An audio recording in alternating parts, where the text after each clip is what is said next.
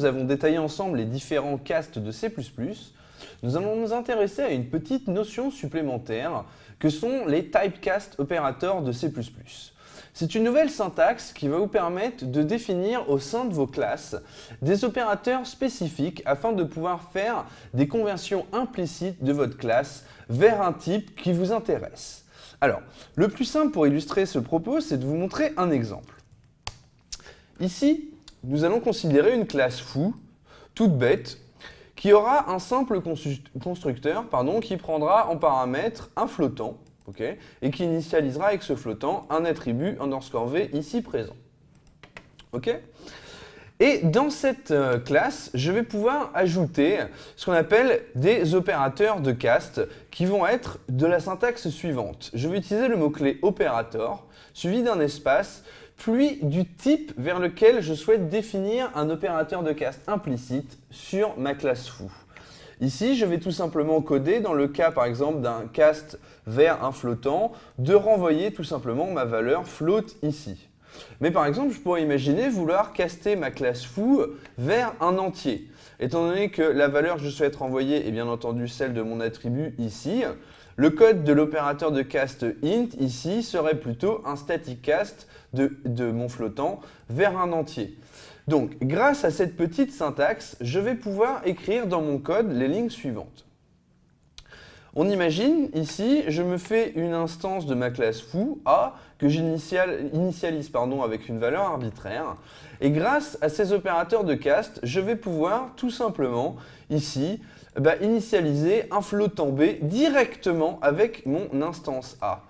Ici, on a un cast implicite depuis un type foo vers un type float.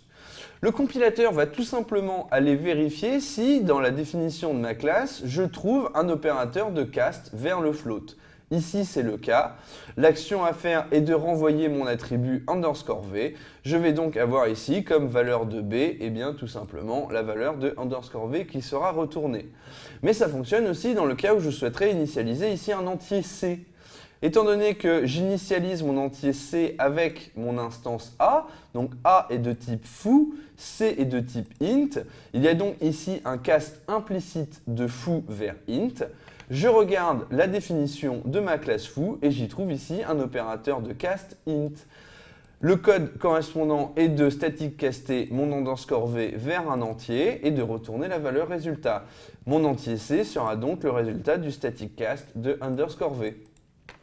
Alors, on peut s'en convaincre en compilant, mais on se rend compte que c'est un comportement qui est, ma foi, tout à fait raisonnable et bien pratique. Dans le cas où on va utiliser des classes qui vont avoir un comportement proche d'une classe arithmétique ou qui vont avoir une valeur simple, tout simplement, ces opérateurs-là vont nous permettre d'implicitement caster, quand nécessaire dans une expression, notre instance. Donc ici, la valeur _v qui est affichée avec le petit accesseur qui est codé dans la classe. On n'en a pas parlé, mais bien évidemment, vous l'avez vu.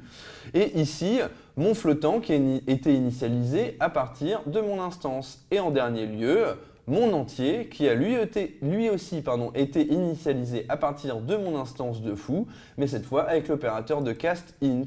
Donc on voit qu'ici, on récupère bien une valeur entière, alors que le _v était de type flottant.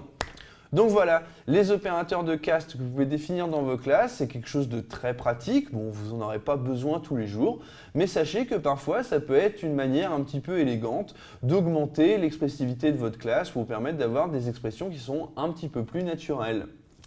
Donc voilà, c'était tout pour cette petite notion et on se retrouve dans un instant pour la suite.